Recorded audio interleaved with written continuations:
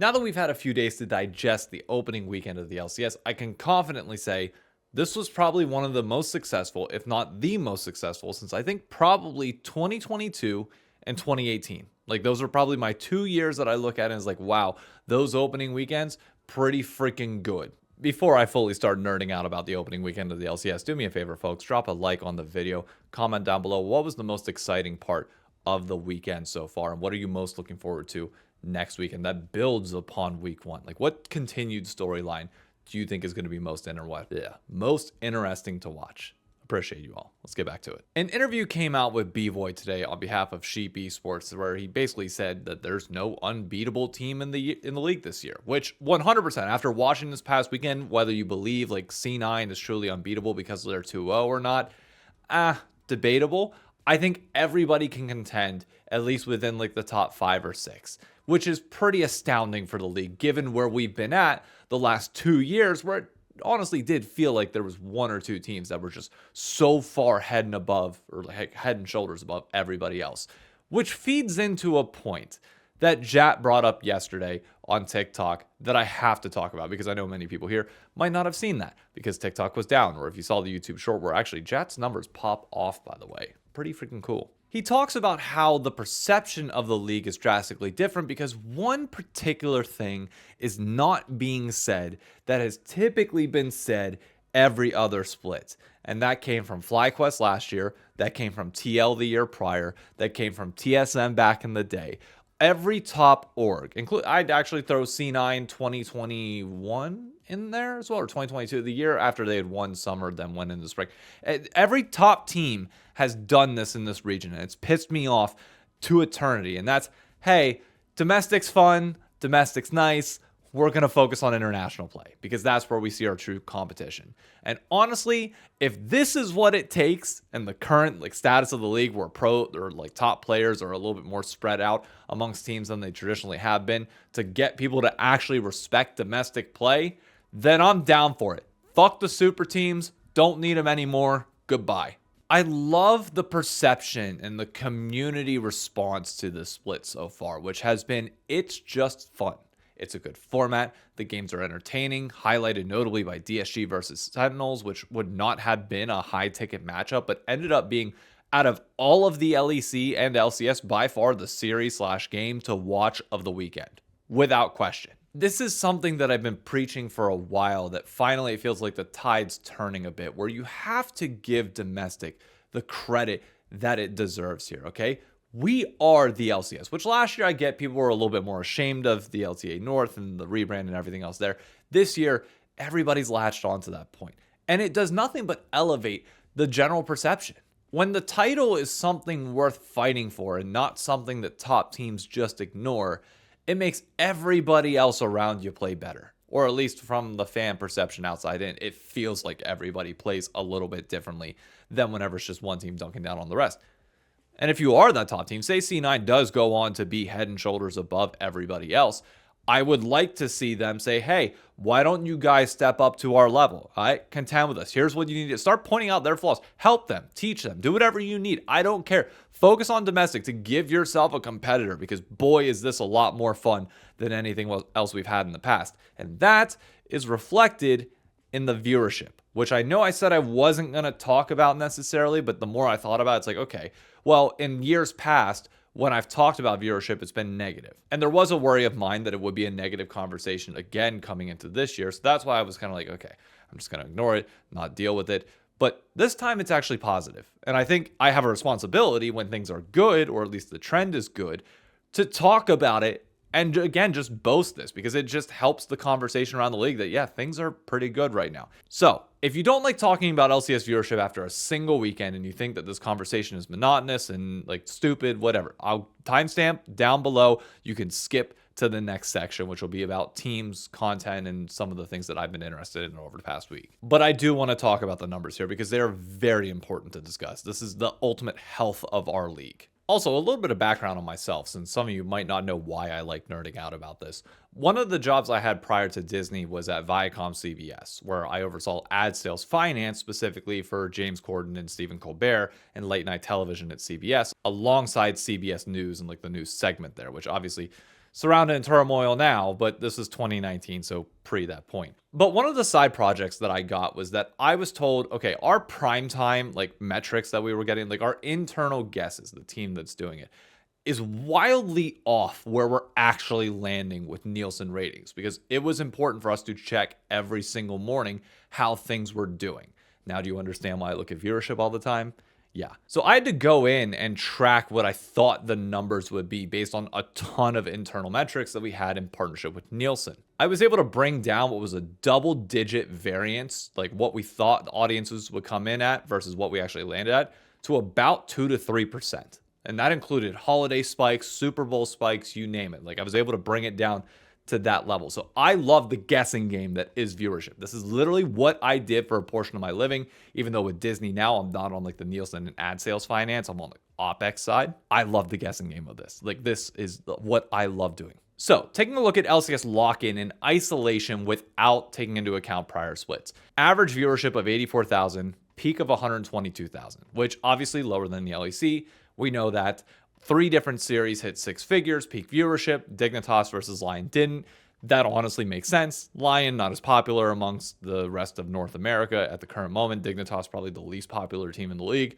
Everything lines up there. C9 and TL topping the list. Perfectly fine. FlyQuest also putting up a very respectable number. Again, Shopify. FlyQuest has been performing quite well. I'd be curious to see a Fly versus like C9 or TL match. Might actually put them over the top, but it's going to be Fly versus DSG this upcoming week. So I don't think that number is going to eclipse what C9TL did. Now, to put those numbers in context, I don't give a shit about peak viewership. Many different things contribute to that. In my opinion, the more important number will always be your average viewership. That is your average concurrent amount of people that are watching the league across all the series, which, yes, can be scaled up by one team performing incredibly well or scaled down by one team performing astronomically worse than anybody else in terms of their fans and general interest in the league showing up. What you can see here is the trend of average viewership mapped out by spring, summer, and winter. All of them separated. And the most important number that I want to call your attention to is that green highlighted one at the bottom, which shows for only the second time since 2021 did we see a growth or a increase in viewership from summer of prior year to winter right now. Now, obviously, we're 1 week in. This number could change. It could evolve as time goes on. But the reason why that's important is because historical trend back in the late 2010s used to be that you would have a lower viewership in summer, which would then spike back up again in spring. But when we were on our decline and on our death spiral, to be completely honest for this region, that number never increased. People stopped tuning in summer, and then it would drop even further when we get to the next year. Now, that was made worse by several decisions. Notably, that big spike that you're seeing was the return back to weekends, which, don't get me started on that again. But that is a massive, massive green flag. Now, is it one-off because we return to the LCS versus the LTA North?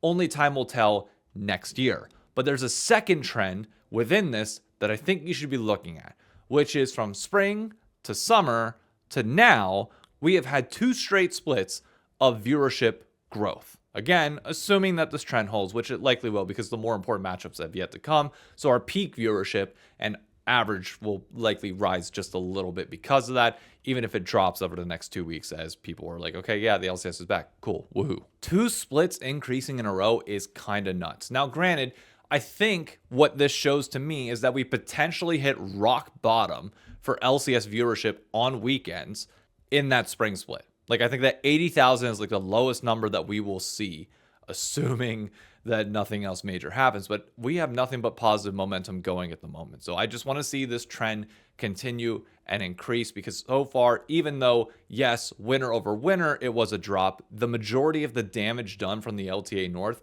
happened between that winter and spring split. We're recovering the pieces, and we are apparently doing it somewhat well. So let's hope this number grows. The real test, though, I think is going to be summer. Summer viewership is going to be interesting to check out, to see how it was, given that, again, if you're assuming rock bottom was this past spring, we should not drop in viewership from where we're at now. So the trend always, again, is you start high in winter and then you decline as the year goes on and then pick up at the very last minute in summer, which for the last few years has just been decline, decline, decline.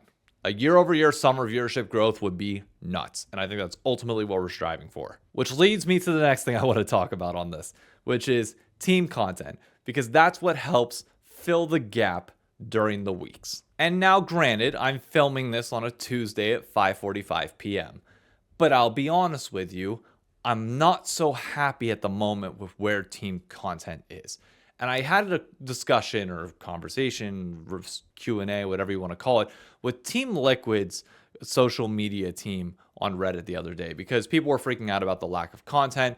They basically teased that, hey, we got a hype video coming this upcoming Friday. It was the announcement of Team Liquid Alienware now being the naming rights for it in the same way that it's Cloud9 Kia, which, cool. They got money in 2026. That's a dub. We take those without a question, even if I still am not the biggest fan of like it being traditional name and brand attached onto it. I get it though. We're esports. We got to take what we can get. That was the only piece of content that hit Team Liquid's YouTube all weekend and through now. That's not good.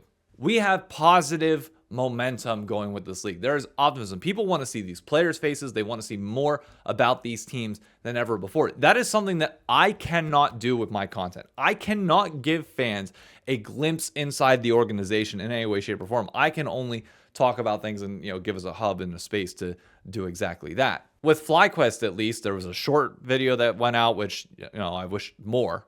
C9, great job. 20-minute podcast immediately after games were done talking about it. Awesome. Like, no notes. You're doing great, sweetie. Lion had their co-stream VOD. Sentinels had their co-stream VOD. Shopify Rebellion notably had nothing. The reason why this rubbed me the wrong way was because I then went and just looked at the Chicago Bears, like just one of the hottest teams in the NFL. Well, they were until they lost. I wanted to see what their YouTube looked like. And it was a cut up of different interviews as well as behind the scenes footage all week. Like literally every day, putting something out if they possibly could. There was never a dry period because you're using that to then promote the next week's games and talk about them, okay? I want Team Liquid fans to, I want every single person to know that they are going up against Shopify Rebellion and against Love Week. I want FlyQuest fans to know, hey, we're going against DSG. We are facing up against Disguise. This is going to be awesome. Our young guns did well. I want to see more promotion from teams on this because I'll tell you right now, I can't sit here and see all the headlines. I follow Sheep and I follow Name Men, but I know there's more interviews than just them. But we don't have really a consolidated place to kind of get all those. So my suggestion for teams would be put out a video with one of your League of Legends content creators, because I know every top team has one, where you're just taking a look at the various interviews that these players did. The teams know which outlets they gave interviews to. Now, hopefully the press is releasing them in a reasonable period of time and not just saving them for right before the matches the next weekend. I want to see weekday content, please. But I just want to see more. I want to see the hype that currently exists within the space be capitalized on. And time could end up proving me wrong on this. By all means, teams could still put out more.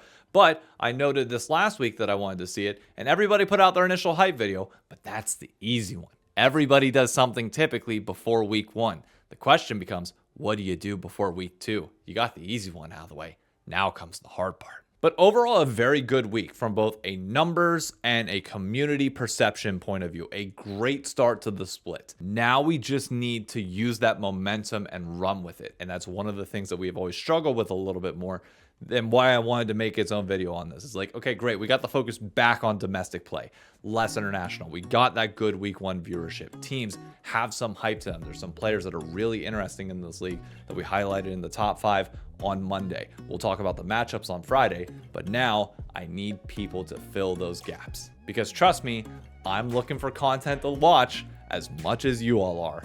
And miss me with the arguments of, oh, it's not worth our investment. Yes, it freaking is. And we want to get that viewership number to grow summer over summer.